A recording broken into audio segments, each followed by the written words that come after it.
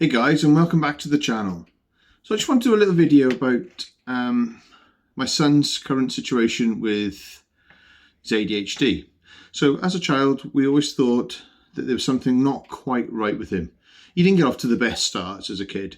When he was first born, he had silent acid reflux, and me and my wife, we were on the verge of a breakdown. We were on the verge of splitting up just because nobody believed us when we said that he had something not right with him. They just kept on passing the buck saying, oh, no, he's just a normal baby, this, that and the other. He'd be absolutely screaming his head off and he'd be wriggling and writhing. You could tell he was in pain. But when we took him to the doctors the one time, they made us feel like it was in our heads. It was all a load of rubbish. They just looked at him. They didn't even bother taking him out of the car seat to examine him. He was asleep at the time. They just looked at him and said, oh no, he's just a normal baby. He's asleep. He's fine. So we had to just persevere with the way he was and try and make him as comfortable as we could because we didn't know what else to do. And then breaking point was when he would get so bad that he would just scream for hours. And in our old house, I'd be constantly just walking, doing laps of our dining room because our house was so small. You literally had like a little tiny room where you could just fit a sofa and TV. And then our dining room, we had like a table, and I'd just be doing circles of this table just to try and keep him calm him down, stop him from crying. We ended up paying for him to go private, and we were in there within probably a couple of minutes. The doctor just looked in, didn't even touch him, could see the way he was moving and fidgeting and that, and said, no, he's got silent acid reflux. So he's put on ranitidine for that and lansoprazole, and they did help. They helped a lot. They calmed him down. He was all right. But I think even now to this day, he's 6 now, and I still think that he has got acid reflux still, because some days he's complaining that he's got a burning sensation in his chest and he's just a bit uncomfortable. So with all that going on when he was first born, as he was getting a bit older, he was constantly falling over. In school, they would call him Mr. Bump because he'd fall over nothing. He could just stand still and just fall over. But he wouldn't cry when he hurt himself. Like, his pain threshold, even now, is really, really high, to the point where we were a bit concerned. And with all that going on, he can't keep still. He fidgets. He talks 100 miles an hour. He just can't switch off at all. We've had issues in school where he's been unkind to other kids because they don't want to play what he's playing, or he just can't control his emotions. So he either gets full on angry or he gets really, really upset, like that. It could just be one straight after the other. He's a lovely kid. He is great. He's kind. He's caring, and we wouldn't be without him. But we just know that something is not quite right. And we've said for a while, and even the school have said, no, he's just a boy. He's just a boisterous boy. These things happen. He's fine. Even then, we knew he wasn't. And it's now got to the point where the school there's been a couple of more incidences since the last few, and they've now decided to step in, and they can see something's not quite right. He fidgets in his chair. He'll talk over you when you're having a conversation with him. He'll cut you off before you finish your sentence. He just sort of zones out. What do they call it? They call it hyper-focusing. He'll do that. He'll fixate on things. His fixation is, I mean, I get like that as well. And I'm currently getting tested for ADHD myself. One, because they say it is genetic. So if he's got it, then either me or my wife have got it. And it's more likely me, because I'll fixate on things. I'll talk 100 miles an hour. Like, my wife's gone to work now. When she comes home later, I'll have to try my hardest not to talk 100 miles an hour, because my wife suffers really bad with anxiety. And sometimes I'm like a dog that hasn't seen their owner all day. I'll just go nuts. And so I'm currently being tested for ADHD, mainly because I think I have got it. I've felt like something's not been quite right with the way my brain's been wired since I was a kid. And my father used to call me thick and stupid if I did things wrong, or if I did things without thinking, which even now I still do these things. And so yeah, I was made to feel like something was wrong with me, like I wasn't normal. So I'm currently going through that, but Elliot he's got some of these traits as well. Like for instance, his fixation. His latest thing is going to the library. When we first went to the library, we went one day and he absolutely loved it. So we went back the next day because he wanted to get some books. He blasted through these books he had. We went back the next day. So we went 2 days in a row, and he took a shine to one of the librarians there. His name's Damon, and he would go and ask him all these questions. I don't know whether he knew, but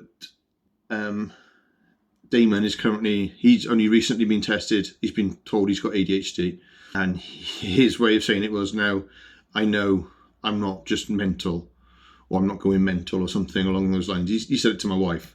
And when my wife said about Elliot's being tested for ADHD, he was like, "Oh, right, okay." She said, "And so am I." And he said, "Oh, is your husband the one with the hat and the beard?" I mean, I always wear a hat. And he said, "Oh, right, okay." Yeah, he goes, "Like knows like," which means if you've got it, you can sort of tell if somebody else has. So he obviously thinks I've got it, and I do as well. Let's be honest. So we're going through all that. We've done a self-referral for Elliot. School have also put a referral in on their side, and we've had to go out and fill out all the paperwork, which we filled out last week. We finalised everything last week, and my wife had a phone call, and so that's in place now. That's currently being all ready, and we're just on the waiting list now. We just got to play the waiting game. It could take up to 2 years, but we are hoping, because the school have done this and we've done it, that it might get pushed through a bit quicker, because, well, we do need help with him. He can't walk in a supermarket. I mean, we took him in pound stretcher the other day, and he was just running around the aisles. It got to the point where we had to say, "Right, we'll go in," for him to calm down, because and then his brother copies him, so it makes it twice as hard. And at this current moment in time, my wife works days. She works from home. She works doing like paperwork and stuff in the house, and I'll work evenings. And when the kids are in school, I'll do some deliveries, like Deliveroo, Uber Eats, Just Eat. So I do them in the day, and in the nights I'm a taxi driver. And I mainly do this just because 2 of us need to be here. At the current moment, it's hard for one of us just to have both kids. When Elliot was a bit younger, it wasn't so bad. It's only in the last 3 years he sort of got a bit worse. Every year that's gone on, he's gotten a bit worse, to the point where it is hard just for one of us just to have him, unless we stay in the house. But even then, he's not an independent kid. Like, Aiden can take himself off. Aiden will keep himself entertained. He'll play on his own. He'll play with his farm animals, whatever. Elliot can't do that. Elliot never been able to do that since he was able to play, since he was a toddler. He's had to have somebody do everything with him. Like, if he plays a game on the Xbox, somebody has to play with him. If he plays with animals on the floor or plays with his Marvel characters, somebody has to do that with him. He can't do anything independently. We've tried. There are the odd occasion where he'll play on the Xbox on his own, but it's not really on his own, because he'll play with his friends online. So even that he can't just do on his own. He has to do everything with somebody. Even reading a book, one of us will have to sit there, not do anything, and he'll read the book. It is just really hard. And me and my wife, we're just exhausted. My wife has gone into work today. She's on fumes. I mean, yesterday, Aiden was off ill with a bad stomach, and my wife just was so exhausted she could hardly keep her eyes open. So she came upstairs after work, and she just fell asleep for a couple of hours. Aiden fell asleep with her, because he's been getting up at like 5 o'clock in the morning, 20 to 6 o'clock. Like, Elliot got up at 7 this morning because he was in a different position in the bed. But he got up this morning, he couldn't keep sleeping. And when he came downstairs, he was talking, and he scarpered to the toilet. He couldn't just relax and, sit down. He did after a while. He ran to the toilet, and then came down, sat next to me, and I was coaching him. We were talking for a bit. He was just sort of coming around, and then all of a sudden he started playing. He wanted to play on the Xbox, and then somebody had to play with him. He couldn't just do it on his own. And then you'd ask him if he wants breakfast, and he's like, "Yeah, no, thank you, no, thank you, I'm not hungry." And then it's always just before we leave for school, he decides he wants breakfast, and then all hell breaks loose because we're late, because he can't do two things at once. He can't sort of have breakfast and play a game. It's either one or the other, and it's normally the other. And then, like even at bedtime, he'll have food before bed. He'll have his dinner like with all the rest of us, and then a bit later on, then he'll just before bedtime, or he'll come up to bed. He'll be up here for half an hour, and they go, "Oh, I'm hungry." Same every night. Even if I was to make him a sandwich and some grapes and a yogurt pouch or something, put it next to him, he would, "Oh no, I'm not hungry." And then as soon as he got to bed, "Oh, I'm hungry." It's the same every night.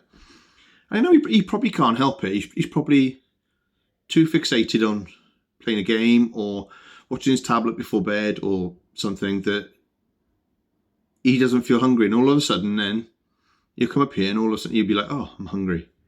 So it is a trying time, waiting for him to be diagnosed, waiting for us to get a diagnosis. Like with me, if I get a diagnosis, it just means that I've been different. I mean, so I've still got my forms to fill out. I've had them for about 2 or 3 weeks because in that time we've had more important things to sort out with Aidan, with Elliot, because Elliot is our priority. I mean, me getting a diagnosis is not going to change me, but it'll just give me peace of mind that I know I'm not going crazy, and there's a reason why sometimes I behave the way I am. But I do feel responsible that if he has got it, then it's on me because I've had it, and obviously I've not been diagnosed with having ADHD. I've never known, because back when I was a kid, it wasn't normal. It wasn't the thing to do. Like, it wasn't well known like it is now.